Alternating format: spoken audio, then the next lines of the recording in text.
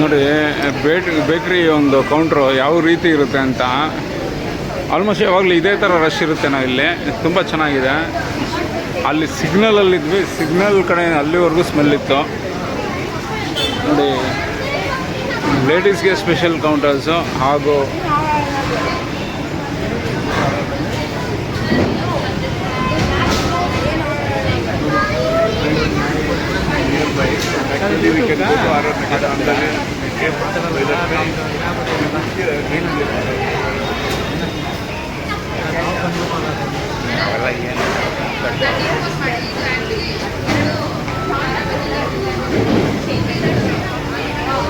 ನೋಡಿ ಎಷ್ಟು ಚೆನ್ನಾಗಿದೆ. ಕ್ಯೂ ಸಿಸ್ಟಮ್ ಹೆಂಗಿದೆ ಅದು. ಒಂದು 3:30 ಗಂಟೆಗೆ ಒಂದು ಇಷ್ಟು ಜನ ಇದ್ದಾರೆ ಅಂದರೆ ಎಷ್ಟು ಹೆಸರುವಾಸಿ ಬೇಕ್ರಿ ಇರಬೇಕಿದು.